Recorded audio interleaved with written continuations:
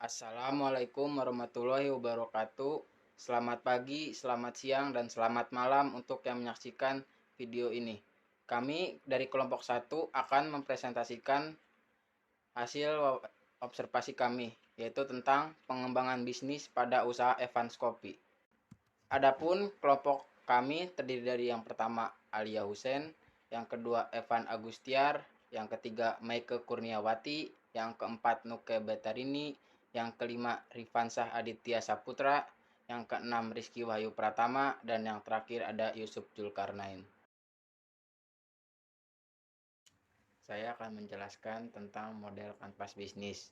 Yang pertama ada Key Partners, Evan Coffee bekerjasama dengan Shopee Food, GoFood, GrabFood, supplier kemasan botol, supplier kopi, dan supplier fresh milk. Lalu yang kedua ada Key Activities. Mereka menjual kopi dan pastry dengan pelayanan yang baik dan menawarkan tempat yang nyaman. Yang ketiga ada Key Resorts yang termasuk ke dalam pegawai, bangunan atau toko, lalu ada alat manual. Yang keempat ada Value Proportion. Yang pertama mensajikan tempatnya nyaman, yang kedua pelayanan yang ramah, baik dan sopan, dan yang ketiga ada produk yang ditawarkan bervariasi. Lalu yang kelima ada customer relationship. Evan Coffee menawarkan melalui sosial media dan komunikasi langsung atau face to face. Yang keenam ada channel, melakukan dengan cara direct marketing, sosial media, dan pesanan online seperti halnya Grab, GoFood, Shopee Food. Lalu yang ketujuh ada customer segment. Yang termasuk ke dalam customer segment adalah remaja, dewasa, masyarakat menengah ke atas, pekerja kantor, usia muda yang bermobilitas tinggi, dan mahasiswa yang membutuhkan waktu untuk terjaga lebih lama. Dan yang ke-8 yang termasuk ke dalam cost struktur adalah bangunan dan biaya sistem pencatatan lain-lainnya. Dan yang terakhir ada yang ke-9 revenue stream yang termasuk ke dalam keuntungan penjualan berbagai macam kopi dan pastry. Pola-pola bisnis. Yang pertama ada open learning atau sharing, yang dimana prinsip dasarnya adalah kolaborasi terbuka di semua level dan juga di semua posisi. Yang kedua, open participation, di mana undangan terbuka untuk bergabung dengan organisasi bisnis dapat membantu membangun pendapat individu. Yang ketiga, individual right, yang dimana setiap orang didukung dan didorong untuk mengidentifikasi dan mengoptimalkan pengembangan pribadi mereka, yaitu secara teknis, pribadi, spiritual, dan lain-lain. Lalu yang keempat ada community focus, di mana ini juga disebut dengan aktivitas produktivitas. Lalu kelima ada institution free, yang dimana organisasi tidak didasarkan pada institusi yang ada, negara, agama, atau lainnya. Anggota dapat memiliki pandangan atau afiliasi apapun yang mereka suka. Yang keenam ada open knowledge, pertukaran pengetahuan secara bebas dengan memanfaatkan sebanyak mungkin prinsip-prinsip standar terbuka, sumber terbuka, dan konten terbuka. Lalu yang ketujuh ada open member details, yang dimana termasuk akses terbuka ke perincian hubungan semua anggota lain dalam bentuk yang nyaman. Yang terakhir ada open finansial, yang dimana semua informasi keuangan termasuk kompensasi dari pihak lain. Teknik mendesain bisnis. 1. Wawasan itu untuk mengamati produk apa yang akan didesain. 2. Pelanggan adalah seorang atau kelompok sering mengonsumsi produk tersebut. 3. Pembentukan ide. Sebuah ide yang ada di pikiran secara kreatif maupun inovatif. 4. Berpikiran visual. Berpikir ide dengan gambaran. 5. Storytelling adalah bercerita yang menarik. 6.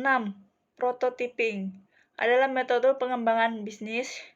7. Skenario adalah rencana dialog secara terperinci. Pengembangan aspek pemasaran. Dalam sebuah proses memasarkan sebuah produk kepada konsumen, terdapat berbagai aspek pemasaran yang tidak bisa diabaikan oleh setiap pemilik usaha. Kegiatan pemasaran sendiri dapat diartikan sebagai sebuah proses untuk mempertahankan siklus hidup dari produk yang sudah dihasilkan.